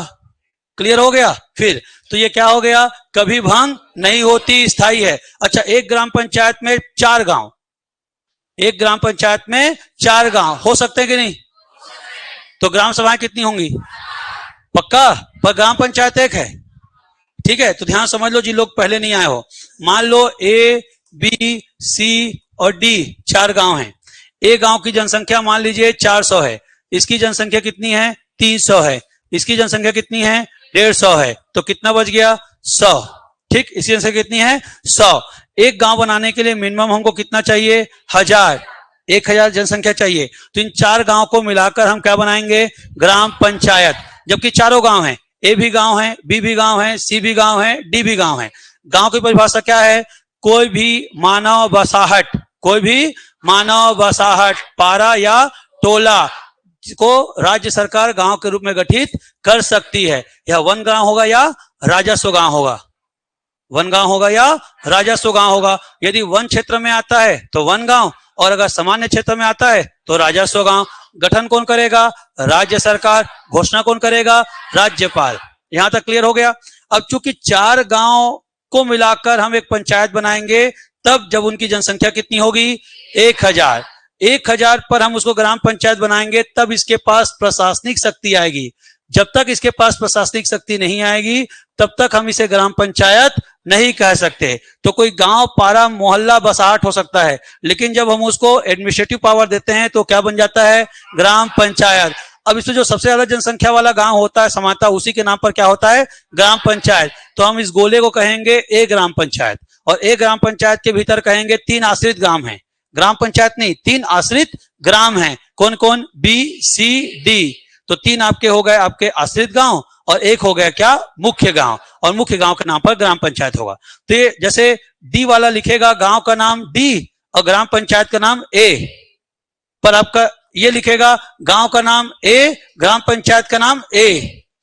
क्लियर हुआ? पक्का? अब बारी आई ग्राम सभा की। तो यहां अलग ग्राम सभा, यहां अलग ग्राम सभा, यहां अलग ग्राम सभा, यहां अलग ग्राम सभा। तो एक ग्राम पंचायत में जितने गांव उतनी ग्राम सभाएं। अब मान लीजिए 400 में सिर्फ 250 लोग मतदाता सूची में जुड़े हैं, तो ग्राम सभा में कितने लोग होंगे? 350 में पता चला 200 लोग जुड़े हैं, तो ग्राम सभा में कितने लोग होंगे? 100 में कितने लोग जुड़े हैं? 50, तो ग्राम सभा में कितने होंगे? और 150 में पता चला कि नाम 100 लोग का जुड़ा है, तो ग्राम सभा में कितने लोग होंगे? पक्का? भाई 50 तो बच्चे होंगे ना जिनका उम्र 18 साल से कम होगा, और जिसका 18 साल से कम उम्र होगा मतदाता सूची में नाम अपना जुड़वा नहीं सकता। तो गांव का वही नागरिक जिसका उम्र 18 साल से अधिक है, मतदाता सूची में नाम जुड़ गया है, वही ग्राम सभा का सदस्य होगा। पक्का? कोई समस्या तो नहीं? तो एक ग्राम पंचायत में जितनी गांव होंगी उतनी क्या होगी? ग्राम सभाएं होंगी। यहां तक सबको समझ में आ गया? अब देख लीजिए मोटा मोटी बात, ग्राम सभा ग्राम पंचायत की विधायिका है जो छोटी संसद के समान कार्य करती। सबको बता चुका हूं यार, इसीलिए मैं इसको आपको पीडीएफ से पढ़ा रहा हूं। ठीक है? ग्राम सभा को प्रत्यक्ष लोकतंत्र का बुनियादी इकाई कहा जाता है। किसी गांव के सभी मतदाता ग्राम सभा के क्या होते हैं? सदस्य होते हैं। किसी ग्राम पंचायत के अधीन जितने गांव होंगे उतनी ग्राम सभाएं होंगी। ग्राम सभा के शक्ति का डिसाइड कौन करेगा? राज्य विधान मंडल। भाई सीधी सी बात है, पंचायती राज पर कानून बनाने की शक्ति किसको है? विधानमंडल को। ठीक, तो किसी का भी, चाहे ग्राम सभा चाहे ग्राम पंचायत का है। मान लो कई बार ट्विस्ट करने के लिए ग्राम सभा में सभा शब्दों को हटा के क्या जोड़ दिया? पंचायत। अब बोला ग्राम पंचायत के शक्ति का निर्धारण कौन करेगा? विधानमंडल करेगा। सीधी बात है, पंचायती राज स्टेट लिस्ट का सब्जेक्ट है तो उसमें कानून बनाने की शक्ति किसको होगी? राज्य के विधानमंडल को होगी। ठीक है, यहां तक समझ में आ गया। अब देखिए, ग्राम पंचायत के भीतर समाविष्ट किसी वन ग्राम एवं राजस्व ग्राम से संबंधित निर्वाचक नामावली में पंजीकृत व्यक्तियों से मिलकर बना कोई निकाय ग्राम सभा कहलाता है। ये जो हम ये सामान्य लैंग्वेज में लिखे हैं उसी का कठिन लैंग्वेज है। एक बार पीएससी में पूछा गया क्वेश्चन है, जो पीएससी में पूछा गया क्वेश्चन है उसको मैंने बोल्ड कर दिया है, बस इतना ही किया है। जिसको एकदम काम चलो भाषा में कहा कि गांव के समस्त मतदाताओं से मिलकर बना हुआ समूह ग्राम सभा कहलाता है, उसी को कानूनन भाषा में कहा गया शब्द है ये, और कुछ नहीं है। और ऐसे ही शब्द आता है तुम्हारा दिमाग फिर काम करना बंद करता है, चू चू चू चू करता है। क्लियर हो रहा है बात? तो सीधी सी बात तो कह रहा है कि ग्राम पंचायत के भीतर कोई भी गांव, चाहे वन गांव हो या राजस्व गांव, उसके निर्वाचक नामावली मतलब मतदाता सूची में पंजीकृत मतलब जो मतदाता। अब इतने शब्द का एक ही मतलब है, क्या? मतदाता। इतने शब्द का मतलब निर्वाचक नामावली में पंजीकृत व्यक्ति मतलब कौन? मतदाता से मिलकर बना कोई निकाय। निकाय को ही हम क्या कह रहे हैं? समूह। बस यही बात है। तो शब्द को कठिन करने का तरीका है। अब हम कोई गांव कह दिया, उसको जबरदस्ती को घुमा दिया, क्या? वन गांव, राजस्व गांव, ऐसा। तो फिर दिमाग काम करना बंद कर देता है लोगों का, और वहां पर अनवन टिक मार के आ जाते हैं। तो ये आया हुआ क्वेश्चन है। ठीक, पहले बता दिया, गांव का नोटिफिकेशन कौन जारी करेगा? ग्राम सभा का नोटिफिकेशन कौन जारी करेगा? राज्यपाल। और इसमें क्या है, तो इतना धीरे से बोल रहे हो, गांव हो चाहे ग्राम सभा हो, दोनों का सूचना कौन करेगा? राज्यपाल। पर राज्यपाल गठन करेगा क्या?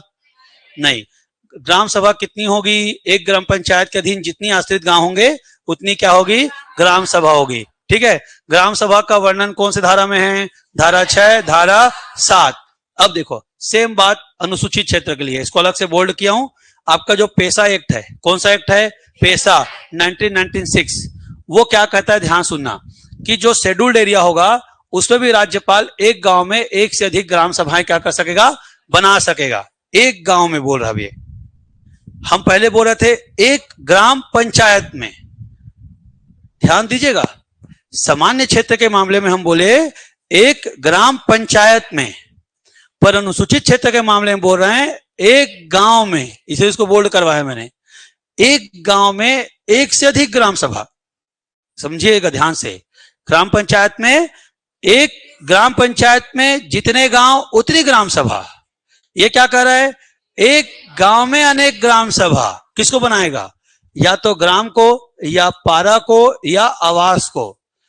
जैसे आप जनजाति एरिया में गए होंगे, ट्राइबल एरिया में, तो लोग हमारी तरह सघन नहीं बसते।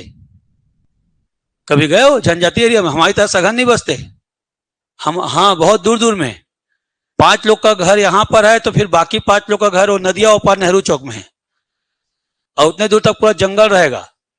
इतना अलग पारा है, उतना अलग पारा है एक ही गांव।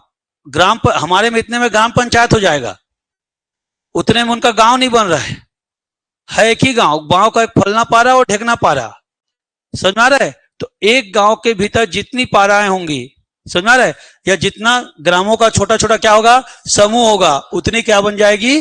ग्राम सभा। क्लियर हो रहा है? पर एक कौन से एरिया में होगा? अनुसूचित क्षेत्र में, जहां पर पेशा एक्ट लागू है। पेशा एक्ट को लागू करने के लिए हमने अलग से एक सेक्शन जोड़ा है जिसका नाम है क्या? 129 का ABC। 129 का ABC में इसका वर्णन है। क्लियर हो गया? इस शब्द को देख के डरना मत। मजरा टोला, मजरा टोला का मतलब भी होता है पारा। मजरा टोला का मतलब क्या होता है? पारा, छोटा सा मोहल्ला या पारा को हम लोग कई बार क्या बोलते हैं? मजरा टोला। कंफ्यूज मत होना, पारा, मोहल्ला, मजरा टोला एक ही मतलब होता है, या आवास, या क्या बोलते हैं? आवास। बहुत, जैसे भी आप परसदम जाइए, परसदम कहते हैं आवास। अभी आप तिफरा परसदा जाइए तो भी वहां आवास कहते हैं। धीरे धीरे एक अलग ग्राम बन जाता है। ठीक है, क्लियर हो गया? तो भूलोगे तो नहीं? कोई बहुत ज्यादा ट्विस्ट नहीं है। सामान्य क्षेत्र में एक ग्राम पंचायत में जितने गांव उतनी ग्राम सभा, अनुसूचित क्षेत्र में एक गांव में अनेक ग्राम सभा, एक गांव में अनेक ग्राम सभा, सिर्फ पंचायत और गांव का अंतर है। समझ में आया? चलो आगे बढ़ जाए। पक्का ना? ऐसे चले अभी ना, इसमें कोई बहुत बड़ा चीजें हैं नहीं तो मैं क्यों इसको करूं। आगे देखिए, गांव के सभी सदस्य, ग्राम सभा के सदस्य कौन होता है? गांव के सही मतदाता। कठिन करना होगा तो निर्वाचक नामावली में पंजीकृत व्यक्ति कहेगा। क्या कहेगा? निर्वाचक नामावली में पंजीकृत व्यक्ति। तो कंफ्यूज तो नहीं हो गए? उसका मतलब ये होता है क्या? मतदाता। ठीक है। अब ये बोलता है कि कौन मतदाता सूची में नाम जोड़ सकता है। तो ये कहता है कि जो गांव के सीमा के भीतर मामूली तौर पर निवास करता हो, ये वर्ड को याद रखना। क्या बोल रहा हूं? गांव के सीमा के भीतर मामूली तौर पर निवास करता हो और जिसका उम्र 18 वर्ष से अधिक हो, वह गांव के मतदाता के रूप में जोड़ा जा सकता है। जब मतदाता के रूप में जुड़ जाएगा तो उसे क्या बनाया जाएगा? ग्राम सभा का सदस्य। पक्का? अब इस बात को भी कोई दिक्कत नहीं, यदि कोई व्यक्ति एक से अधिक ग्राम पंचायत में मतदाता के रूप में चिन्हित है तो उसे एक ग्राम पंचायत से अयोग्य घोषित किया जाएगा। सीधी सी बात है भाई, एक आदमी दो गांव पंचायत का मतदाता नहीं हो सकता। गांव में रहने वाला व्यक्ति जो विधानसभा निर्वाचन का नामावली में पंजीकृत किए जाने के लिए अर्ह है वही बनेगा। मतलब अगर तुम विधानसभा निर्वाचन के नामावली में जोड़ने के लिए पात्र हो तभी तुमको, तो सीधी सी बात है यार, हमारा जो पंचायत चुनाव में जो पात्र होगा विधानसभा में भी तो पात्र होगा, उसमें कौन सा सब चोचलाबाजी है। फिर से बोल रहा हूं, कठिन करना होगा तो यहां से उठाएगा। एक लाइन का उत्तर है, ग्राम सभा का सदस्य वही होगा जो गांव का मतदाता होगा। खत्म है। मतदाता कब बनेगा? जब 18 साल से अधिक होगा और गांव में निवास करता होगा।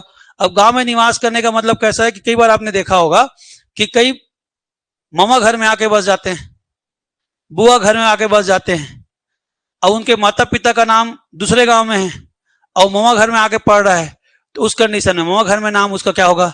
जुड़ेगा। तो ये बोल रहा है कि मामूली तौर पर गांव क्या होना चाहिए? निवासी होना चाहिए। अब आ गया क्या? ग्राम सभा का कार्यकाल। पता नहीं काहे अलग से कलर हो गया। ठीक है, तो ग्राम सभा का कोई कार्यकाल नहीं होता क्योंकि यह क्या है? स्थायी है। इसका कोई कार्यकाल नहीं होता, न यह भंग नहीं होता और न इसकी और हाँ, एक तो पूछा था कि ग्राम सभा के सदस्य कब तक सदस्य रह सकते हैं? आजीवन। जब तक मतदाता तब तक वो ग्राम सभा का सदस्य, जिस दिन मरेगा उस दिन मतदाता नहीं रहेगा। और क्या यार, गांव को छोड़ के चला जाएगा तो बात अलग है। यदि गांव को छोड़ के चला गया और कहीं अपना नाम जुड़वा लिया तो बात अलग है। ठीक, जैसे हमारे पिता लोग के साथ हो रहा है भाई। हमारे पिता लोग पहले अपने गांव के वोटर लिस्ट पे अपना नाम जुड़वाए थे। जब भी चुनाव आता था तो बाकायदा वोट डालने अपने गांव जाते थे। धीरे धीरे धीरे उनको लगा छोड़ यार कंझट, क्योंकि उनकी स्थानीयता से उनका प्रेम था। अब यहां पर मेरा नाम जुड़ा हुआ है, नाम जोड़ने के लिए किसी का एक का वोटर आईडी का रेफरेंस चाहिए होता है, ऐसे ही नहीं जुड़ता है। तो मेरे वोटर आईडी का उनको रेफरेंस मिल गया, तो मेरे वोटर आईडी से उन्होंने अपने नाम को यहां जुड़वा लिया। तो उस कंडीशन में अलग बात है कि वो ग्राम सभा के अब सदस्य नहीं रहे। क्लियर हो रहा है बात? ऐसा कोई बात हो गया तो। अन्यथा यदि मतदाता सूची में नाम है तो आप जब तक उस मतदाता सूची के नाम में चिन्हित है तब तक आप ग्राम सभा के सदस्य हैं। इस बात का देखिए, ना आप त्याग सकते हैं और ना ही आपको छोड़वाया जा सकता है। ठीक है भाई, आगे देखिए। ग्राम सभा की बैठक साल भर में कितनी? पहले ही पता है, सब बता चुके हो। ठीक, 4 बैठक फिक्स डेट को, 2 बैठक जून और नवंबर में, जिसका डेट कौन डिसाइड करता है? कलेक्टर। ग्राम सभा की अब देखिए ध्यान से, 6 बैठक के अलावा, अब ये चीज नहीं पढ़ाया था, ये चीज को ध्यान समझो, इन चीजों को नहीं पढ़ाया था। ग्राम सभा की साल भर में 6 बैठक, 4 फिक्स डेट को, 2 जून और नवंबर महीने में। 4 बैठक और 2 बैठक अर्थात 6 बैठक हो जाने के बाद भी यदि ग्राम सभा के लोगों को लगे कि किसी विषय पर चर्चा करना रह गया है तो अतिरिक्त बैठक उसे कहेंगे। ठीक, 6 बैठक के बाद जो भी बैठक होंगी उन बैठकों क्या कहेंगे? अतिरिक्त बैठक। पहले लिखा है 6 अनिवार्य बैठकों के अलावा जो बैठकें होंगी वो क्या कहलाएंगी? अतिरिक्त बैठक। पर सवाल यह है कि अतिरिक्त बैठक या एडिशनल जो मीटिंग्स हैं वो कैसे होंगी? तो ग्राम सभा में जितने भी मेंबर होंगे, ठीक है, कुल सदस्य, ग्राम सभा कुल मेंबर कैसे डिसाइड करेंगे? जितने मतदाता उतना कुल सदस्य। कोई गांव में 1000 की जनसंख्या है, 700 मतदाता हैं, तो ग्राम सभा की सदस्य संख्या 700 होगी कि 1000 होगी? ग्राम पंचायत की जनसंख्या कहेगा तो 1000, पर ग्राम सभा कहेगा तो 700। तो 700 के 1/3 मेंबर, 700 के 1/3 मेंबर, क्लियर है। गुणा भाग करने के लिए ना मैं 600 कर देता हूं, ज्यादा आसान होता है, ठीक है। तो हाँ मान लेते हैं 400 लोग लड़का हैं, ठीक है, और 600 लोग ही मतदाता सूची में नाम जुड़वाए हैं, तो कितना हो गया 200। तो 200 मेंबर्स के द्वारा यदि सरपंच को रिटर्न में आवेदन देंगे, पर आवेदन के लिए कानूनी वर्ड क्या यूज करेगा, अध्यपेक्षा। क्या वर्ड यूज करेगा, अध्यपेक्षा। तो आवेदन देंगे, तो आवेदन देने के 30 दिन के भीतर, कितने दिन के भीतर, 30 दिन के भीतर ग्राम सभा का बैठक बुलाना अनिवार्य होगा। ग्राम सभा का बैठक कौन बुलाएगा, सरपंच, याद रखिएगा। अच्छा एक बात और सुन लो, ग्राम पंचायत का पहला बैठक बस सचिव बुलाता है। ग्राम पंचायत का पहला बैठक बस कौन बुलाता है, सचिव। फिर सारा बैठक कौन बुलाएगा। पर किसी महीने में, मैं इससे हट के बता रहा हूं, पर किसी महीने में 25 दिन बीत चुका है, 1 से लेकर 25 तारीख तक, और सरपंच और उप सरपंच ने बैठक नहीं बुलाया, फिर सरपंच बुलाएगा, सरपंच नहीं बुलाएगा तो उप सरपंच, दोनों नहीं बुलाए, उस कंडीशन में सचिव फिर बैठक बुला सकता है। समझ में आया। यही मामला जनपद और जिला में होगा। अध्यक्ष अगर 25 दिन तक नहीं बुलाया है तो कौन बुलाएगा बैठक, सीईओ। फिर से बोल रहा हूं, ग्राम पंचायत या ग्राम सभा का बैठक बुलाने का अधिकार सरपंच को है। ग्राम पंचायत का पहला बैठक बस सचिव बुलाता है। पर यदि ग्राम पंचायत के बाद हर महीना जब मीटिंग होना होता है, हर महीना मीटिंग होना जरूरी है, तो बैठक कौन बुलाएगा, सरपंच। पर किसी महीने 25 तारीख तक बीत चुका है और सरपंच ने और सरपंच ने बैठक नहीं बुलाया है, तो उस कंडीशन में जो शेष 5 दिन बचे हैं उसमें बैठक कौन बुलाएगा, सचिव। और जिला जनपद में जनपद पंचायत का सीईओ। क्लियर हुआ, ये पूछेगा। अब देखिए, एक तो हो गया कि तुमने सरपंच को बोला, पहला बात 30 दिन के भीतर बुलाना है ना, नहीं बुलाएगा तो सस्पेंड हो जाएगा, बर्खास्त हो जाएगा, सारा प्रक्रिया इसमें। अगर आप सरपंच को लगता है कि नहीं बुला रहा है तो एक कंडीशन हो सकता है कि जनपद या जिला पंचायत का कंट्रोल ऑफिसर है कौन, मुख्य कार्यपालिक। भाई ग्राम पंचायत पे कंट्रोल करता है कौन, सीओ। तो इन लोग भी समझ में आ रहा है, अध्यक्ष द्वारा अध्यपेक्षा किए जाने पर 30 दिन के भीतर क्या बुलाएंगे, बैठक बुलाएंगे। या कलेक्टर निर्देश दे तो भी क्या करेंगे, 30 दिन के भीतर बैठक बुलाएंगे। तो या तो सरपंच खुद बुलाए, या तो जनपद सीओ के कहने पर बुलाए, या तो जिला पंचायत सीओ कहने पर बुलाए, या कलेक्टर के कहने पर बुलाए। तो 4 कंडीशन में सरपंच ग्राम सभा की 6 बैठकों के अलावा भी बैठक आयोजित कर सकता है। 4 कंडीशन कौन कौन, पहला, खुद 1/3 ग्राम सभा के सदस्य लिखित में आवेदन दे तो, या जनपद का सीओ कहे तो, या जिला पंचायत का सीओ कहे तो, या कलेक्टर कहे तो। एसडीएम नहीं आएगा, एसडीएम बोझ मत देना इसमें, पता चला। फिर एसडीएम कहे तो ऐसा मत कह देना। क्या बोल रहा हूं मैं, जनपद सीओ, जिला पंचायत सीओ, या कलेक्टर, या ग्राम सभा के 1/3 मेंबर कहें तो सरपंच ग्राम सभा का एडिशनल बैठक बुलाएगा। कितने दिन के भीतर, जिस दिन बोलेगा उस दिन से 30 दिन के भीतर। ठीक। अब सवाल है कि ग्राम सभा की बैठक की सूचना कौन देगा। तो ग्राम सभा के बैठक में डेट, उसका समय और उसका स्थान, तीनों, बैठक कहां होगी, बैठक कब होगी और बैठक कितने बजे होगी, इसका सूचना कौन देगा, सरपंच। कैसे देगा, लिखित रूप। तो गांव के बाहर जो पंचायत भवन होता है वहां चस्पा कर देता है, कागज में लिख के चिपका देता है, ठीक। या कोटवार के द्वारा हाका परवा देता है। तो कोटवार के द्वारा हाका परवाना कहते हैं क्या, मुनादी करवाना। समझ में आ गया। हाका पढ़ते देखो गांव में, तेरे को नहीं पता।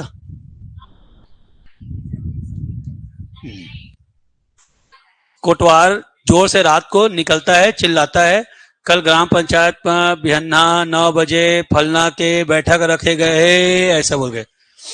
समझ आ रहा है, यह कहलाता है क्या, हाका पारना। छत्तीसगढ़ में क्या बोलते हैं, हाका पारना। उसके लिए हिंदी वर्ड क्या है, मुनादी। क्या बोलते हैं, मुनादी। और मुनादी करवा करके सूचना ग्राम, पहले ऐसे ही होता था, अब तो कुछ नहीं करना पड़ता। ग्राम पंचायत में भी व्हाट्सएप ग्रुप चलता है। ग्राम पंचायत में क्या चलता है, होता है, पर वो कंपलसरी नहीं रह गया। कंपलसरी इसलिए नहीं रह गया क्योंकि अब सबके सब परिवार, गांव के लोग किसमें जुड़े होते हैं, व्हाट्सएप ग्रुप में। फलना गांव व्हाट्सएप ग्रुप, फलना समाज व्हाट्सएप ग्रुप, मतलब गांव के भीतर जितने समाज उनका अलग व्हाट्सएप ग्रुप, एक ऑफिशियल ग्राम पंचायत का व्हाट्सएप ग्रुप, समझ में आ रहा है? फिर पंचों का अलग व्हाट्सएप ग्रुप, इतना जल्दी सर्कुलेट होता है कि हाँ का पाने वाला नहीं बता पाएगा। तो अब वो चोचलाबाजी नहीं रह गया है, अब वो लिखा है तो कोई ग्राम पंचायत में जो ट्रेडिशनल ग्राम पंचायत होगा वहां पर ये फॉलो होते होंगे, बात अलग है। पर जो थोड़े मॉडर्न ग्राम पंचायत हैं हमारे आसपास है, नगोई बैमा, कहीं हाँ का फाका नहीं पड़ता है। कोटवार है अभी भी, कोटवार खुद बहुत अपने आप में हीरो है। तो सूचना कौन देगा? सरपंच। सरपंच नहीं है तो उप सरपंच, और सरपंच उप सरपंच दोनों ने, तब बारी आएगी किसकी? सचिव की। किसकी बारी आएगी? सचिव। पक्का?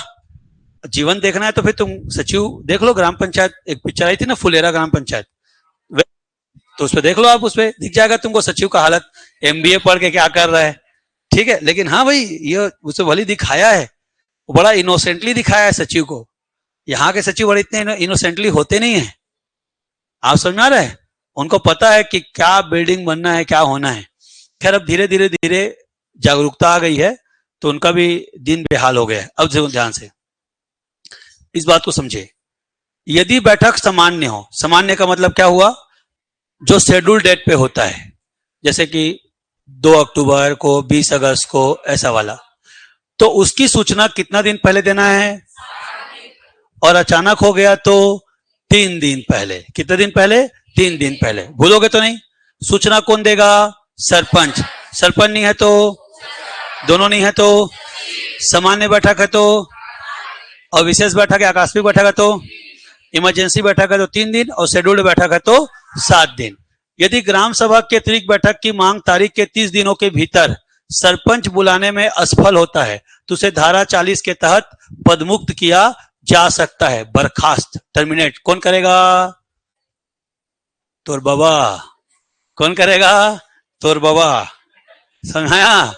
इधर देखो, कौन करेगा? हाँ ठीक, अब याद आया क्यों तेरा बाबा है। इधर देखो, तो बर्खास्त कौन करेगा धारा 40 के तहत? एसडीएम। दिख रहा है? कौन करेगा? एसडीएम। ठीक, आगे बढ़े, कहां पे आते देख लो। तो बैठक की सूचना ये दिख गई भाई, तो बर्खास्त कौन कर देगा? एसडीएम। अब देखिए, ग्राम सभा के बैठक का स्थगन, स्थान, एक स्थगन भी आएगा। स्थगन का मतलब होता है सस्पेंशन, ठीक है। स्थान क्या होगा? तो ग्राम पंचायत का हेडक्वार्टर या प्रत्येक वार्ड में क्रम अनुसार। जैसे मान लो किसी गांव में 20 वार्ड हैं तो पहला बैठक एक वार्ड में, फिर दूसरा बैठक दूसरे वार्ड में, फिर तीसरे में, ऐसा रोटेशन में हम लोग सारे वार्ड पे बैठक कराएंगे, ठीक है। या परमानेंट क्या हो सकता है? ग्राम पंचायत के भवन में। ये चीज हो गया। यदि एक ग्राम पंचायत में एक से अधिक ग्राम सभाएं तो सभी ग्राम सभाओं में पृथक पृथक बैठ के होंगे। अच्छा एक बात सुनो, फिर एक सवाल, ग्राम सभा के बैठक का अध्यक्षता कौन करेगा?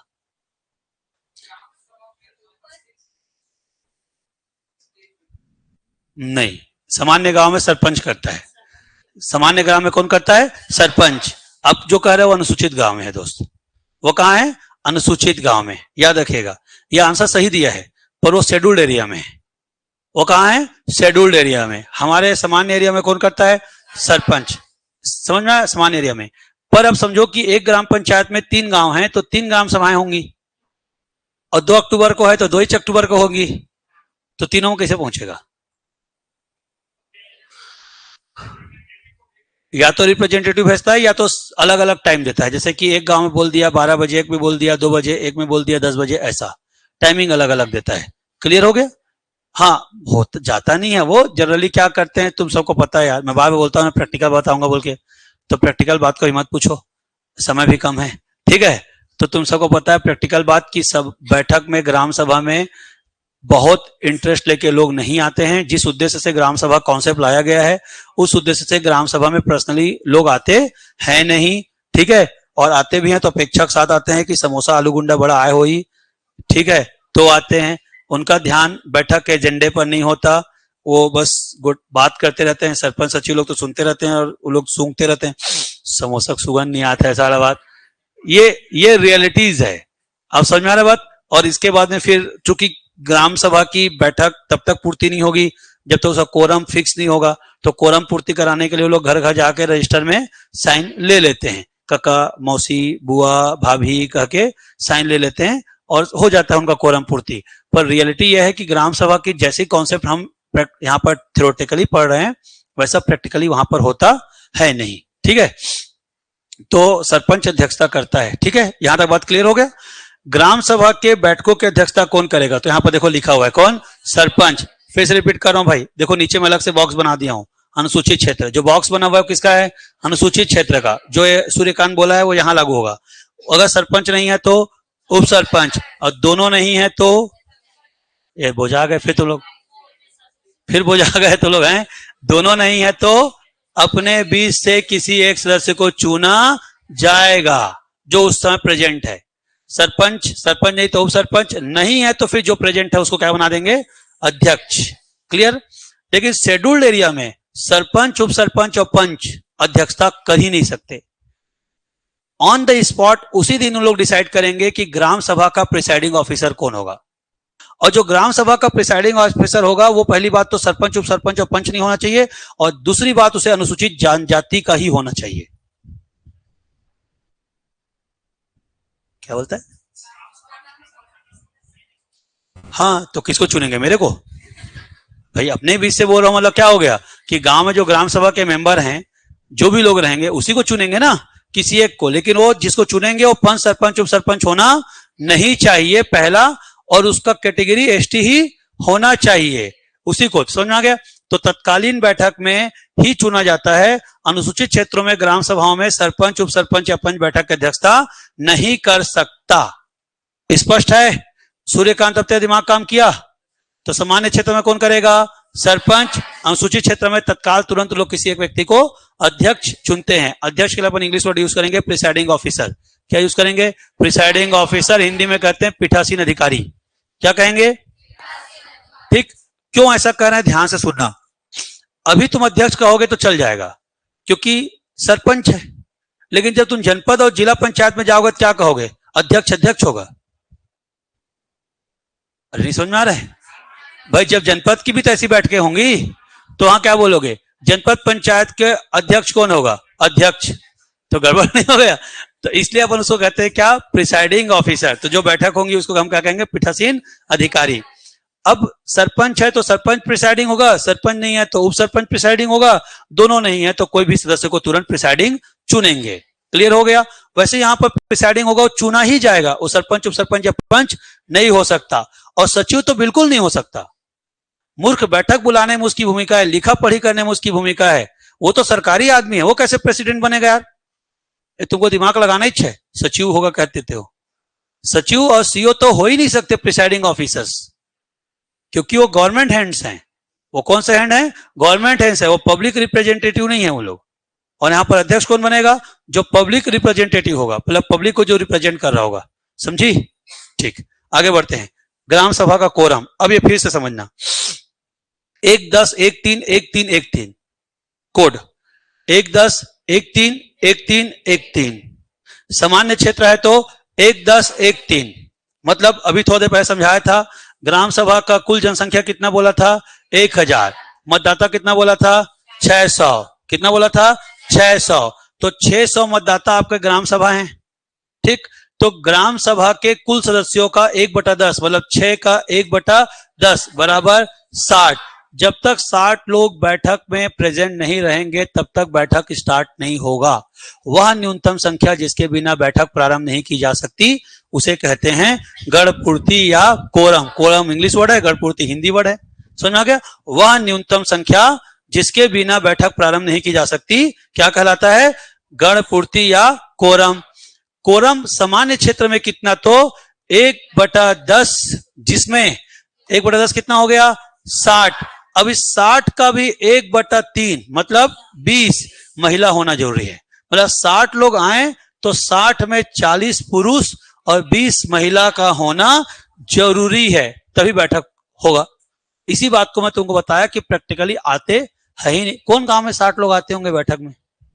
तो हम इस कोरम के लिए रजिस्टर को घर घर घुमा के अपने सपोर्ट के लोगों से साइन करवा लेते हैं। कह देते हैं काकी साइन कर दे, आवास में तोरे नाम ले दे जोड़िया। ठीक है, जोड़ दिया, जो कौन समस्या है? समझ रहे? खोलबारा तो अंगूठा लगा देते यार, सीसी रोड तो घर तक थोड़ा बढ़वा दो, हो गया। ऐसे ही होता है बस। अपनी अपनी लॉबी है, लॉबी के हिसाब से साइन हो जाते हैं। समझ में आया? शेड्यूल्ड एरिया में कोरम कितना होगा? 1/3। मान लो दी सेम पॉपुलेशन को ले आए तो यहां पर 600 का 1/3 मतलब कितना 200। देखो कितना कठिन है अब यहां पर तुम 60 लोग को ला करके काम चला सकते हो और यहां पर 200 लोग को लाना पड़ेगा। यहां तक बात समझ में आ गया। अब इस 200 का भी 1/3 महिला होना जरूरी है। महक तेरा काम तेरे समझ में आ रहा है नहीं सर? तो सामान्य में 1/10 कोरम है जिसमें 1/3 महिला होना जरूरी है और शेड्यूल एरिया में 1/3 कोरम है जिसमें 1/3 महिला होना जरूरी है। हो गया रे बात भाई। अब आता है कि कोरम लाने की जवाबदारी किसकी होगी? तो गांव स्तर पर किसको होगी? सरपंच को। और वार्ड के लिए किसको होगी? पंच को। भूलना मत, पूछा है बार बार कि जो 1/3 और 1/10 कोरम को पूरा कराने की रिस्पॉन्सिबिलिटी किसको होगी? सरपंच को और पंच को।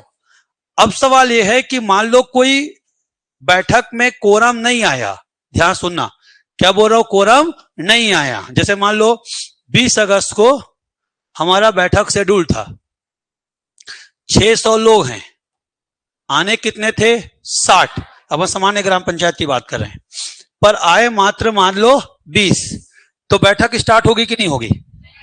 नहीं हो सकती, क्योंकि कोरम के बिना बैठक नहीं हो सकती। तो जो प्रिसाइडिंग होगा, अब प्रिसाइडिंग मतलब कौन है? तो सरपंच हो सकता है या उप सरपंच हो सकता है या प्रेजेंट कोई मेंबर हो सकता है। तो जो प्रिसाइडिंग होगा उस बैठक को पोस्टपोन कर देगा नेक्स्ट डेट के लिए। मान लीजिए उसको पोस्टपोन कर दिया 25 अगस्त के लिए। अब 25 अगस्त को फिर 25 लोग ही बस आए, तो कोरम तो फिर से नहीं है। तो इस दिन बैठक को पोस्टपोन नहीं किया जाएगा, उस दिन बैठक होगी बिना कोरम के। समझ में आ गया बात? पर जो बिना कोरम के बैठक होगी उसमें कुछ बातें ऐड नहीं की जाएंगी। जैसे कोई नई वार्षिक प्लान नहीं जोड़ा जाएगा, कोई ऐसा हितग्राही का नाम नहीं जोड़ा जाएगा। हितग्राही समझ रहे हैं? जिसको कोई सुविधा देनी है, राशन कार्ड में नाम जोड़ना है, घर देना है, कुछ भी नई चीजें जो उसको प्रोवाइड करानी है, तो नया ऐड नहीं होगा उस लिस्ट में। और आगे देख लीजिएगा, इसी में समझाता हूं। अगला क्या होगा कि वार्षिक बजट उस दिन, एनुअल बजट पेश नहीं किया जाएगा, वार्षिक लेखा संपरीक्षा मतलब ऑडिट रिपोर्ट पेश नहीं किया जाएगा, और कोई एडमिनिस्ट्रेटिव रिपोर्ट गांव के संबंध में उसको पेश नहीं किया जाएगा। फिर से बोल दूं, समझ में आ गया? पहला क्या बोला कि यदि ग्राम सभा में कोरम नहीं होगा तो प्रिसाइडिंग ऑफिसर उसे नेक्स्ट डेट के लिए पोस्टपोन कर देगा। पोस्टपोन हुए बैठक में क्लियर हो रहा है बात? फिर से कोरम की आवश्यकता नहीं होगी, पक्का।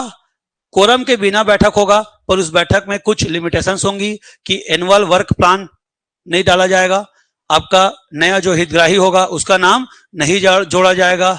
अगला क्या आएगा? आपका एनुअल बजट नहीं दिया जाएगा, आपका एनुअल ऑडिट रिपोर्ट नहीं दिया जाएगा, और कोई भी एडमिनिस्ट्रेटिव रिपोर्ट भी नहीं दिया जाएगा। पर मान लो ऐसा कई बार हो गया और कोरम नहीं आया, तो उस कंडीशन में हम सरपंच पर और उप सरपंच पर कार्यवाही कर सकते हैं। सरपंच और पंच पर कार्यवाही करने की शक्ति स्पेशली किसके पास है? एसडीएम के पास ही है। तो समझिएगा, यदि सरपंच और पंच लगातार 3 बैठक में, ठीक, 20 को नहीं लाया कोरम, मान लो 20 अगस्त को, उसके पहले 14 अप्रैल को, उसके पहले 23 जनवरी को, लगातार 3 बैठक में तीनों बार कोरम पूरा नहीं करा पाया, तो 2 अटेम्प्ट फिर देंगे उसको। कितने अटेम्प्ट देंगे? 2 अटेम्प्ट, नोटिस जारी करके। 3 बैठकें हो चुकी, तीनों में वो कोरम नहीं लाया, तो उसको तहसीलदार नोटिस जारी करेगा। भूलना मत, नोटिस कौन जारी करेगा? तहसीलदार। और नोटिस जारी करके उसको 2 मौका और देगा। उस 2 मौके में भी यदि वो नहीं लाया, 2 मौके में भी वह नहीं ला पाया कोरम, तो उस कंडीशन में उसको एक बार मौका दिया जाएगा कि तुम अपना पक्ष रखो कि तुम क्यों ग्राम सभा में कोरम नहीं ला पा रहे हो। यदि उसके जवाब से एसडीएम संतुष्ट है तो ठीक है, यदि उसके जवाब से एसडीएम असंतुष्ट है तो एसडीएम उसको धारा 40 के तहत, सेक्शन 40 के तहत उसके सरपंच के पद से सीधा क्या कर देगा? टर्मिनेट कर देगा। क्या कर देगा? टर्मिनेट। क्लियर हो रहा है? कोई डाउट तो नहीं है? क्या बोल रही है? नहीं, कोरम वाला ग्राम सभा के सदस्य एक ही है। गणपूर्ति या कोरम वह न्यूनतम संख्या, जैसे मैं समझाता हूं तो समझोगे। जैसे इस क्लास में हम लोग 100 लोग बैठे हैं, कई बार ऐसा होता है कि आप अचानक से छुट्टी मार देते हो, तो भाई हम लिमिट तय कर दे कि जिस दिन 10 से कम बच्चे आएंगे उस दिन मैं क्लास नहीं लूंगा। तो इस क्लास का कोरम कितना हो गया 10, और मैंने 10 कोरम किस आधार पर बनाया है 100 बच्चों के आधार पर। तो 10 100 का कौन सा हिस्सा है 1/10, तो मैं कहा कि 1/10 हिस्सा क्या होगा कोरम होगा। अगर मैं कह दूं कि 30 से कम बच्चे आएंगे तो मैं नहीं पढ़ाऊंगा, 33 से कम बच्चे आएंगे तो मैं नहीं पढ़ाऊंगा, तो इसका कोरम कितना हो गया 1/3 हो गया। समझ में आ गया। तो वह न्यूनतम संख्या जिसके बिना कोई बैठक चालू नहीं हो सकती वह कोरम है। सामान्य ग्राम सभा के लिए आपका कोरम है 1/10, अनुसूचित के लिए कोरम है 1/3 कुल संख्या का। अब कुल संख्या कितना भी हो सकता है, मैं तो माना हूं 600, मैं तो माना हूं 600, मतलब मैंने माना है कि गांव की जनसंख्या कितनी है 1000, उसे मतदाता कितने हैं 600, तो ग्राम सभा की संख्या कितनी हो गई 600, तो 600 का 10वां हिस्सा कितना होगा 60, तो 60 लोग आएंगे तो बैठक शुरू होगा। पर पहला बैठक में भी 60 लोग नहीं आए, दूसरा में भी 60 लोग नहीं आए, तीसरा में भी 60 लोग नहीं आए, तो रिस्पांसिबिलिटी किसकी थी सरपंच की 60 लोग को लाने की। तो अब उसको नोटिस जारी होगा, नोटिस कौन जारी करेगा तहसीलदार, कितने मौका देगा 2 मौका, 2 मौके में भी नहीं आए 60, तो उसको सीधा बर्खास्त। ये माना जाएगा कि वो अपने कार्य में रुचि नहीं ले रहा है, उसको कोई मतलब नहीं है इसलिए तो नहीं आ रहे हैं, नहीं कैसे 60। अब मैं फिर से बता चुका हूं इसका बी प्लान, ये तो 3 बार कह रहा है, वो 1 बार भी नहीं होता। नियमता 100 बैठक करा लो तो भी कोरम नहीं आता, पर एक भी बैठक नहीं है जो बिना कोरम के होता है। कैसे होता है बता चुका हूं, पहले होता है बैठक, बाद में होता है, और कई बार तो एजेंडा भी नहीं लिखे रहता है, कोरा एजेंडा रहता है, उसके नीचे में साइन लगवा लिए रहते हैं, बाद में कहता है लेना बहू जी घर जाके आराम से लिखूं, कहता है सब मार देते हैं। क्या लिखेगा, लिख देता है ये बैठक हुआ, ये हुआ, फल्ला हुआ, ढेकना हुआ, ऐसा। ठीक है, चीजें समझ में आ गई। प्रैक्टिकली ऐसे ही होता है ग्राम सभा की बैठ के, तुम सबको पता है गांव के लोग हो। अब है ग्राम सभा की संयुक्त बैठक। ठीक है, संयुक्त बैठक कहने का मतलब क्या हो गया कि मान लो यदि किसी ग्राम पंचायत के भीतर 1 से अधिक गांव हैं, तो जितने गांव उतनी क्या होगी ग्राम सभा, पर मुद्दा तो एक ही रहेगा, पंचायत है तो मुद्दा क्या रहेगा एक ही रहेगा। तो किसी मुद्दे को लेकर डिस्प्यूट्स हो गए तो उस कंडीशन में दोनों गांव का एक ग्राम सभा का एक साथ बैठक होगा। जैसे मैंने आपको बताया था ना कि बी और सी 2 अलग अलग गांव हैं, तो बी सी गांव का एक साथ बैठक, क्लियर हो गया। और जब एक साथ बैठक होगा तो उसकी अध्यक्षता कौन करेगा सरपंच करेगा, बैठक भी कौन बुलाएगा सरपंच बुलाएगा, सॉरी गलत बोल दिया, बैठक कौन बुलाएगा सरपंच बुलाएगा, और जिसकी अध्यक्षता कौन करेगा उसी सदस्यों में से कोई एक करेगा, सरपंच नहीं करेगा यहाँ पर, क्योंकि दोनों गांव का मामला है। तो दोनों गांव के जितने मेंबर आ रहेंगे उसमें से किसी एक व्यक्ति को तुरंत क्या करेंगे चुनेंगे, जो पंचायत का पदाधिकारी ना हो। किस मामले में संयुक्त बैठक के मामले में, और सामान्य बैठक में अध्यक्षता कौन करेगा सरपंच, पक्का।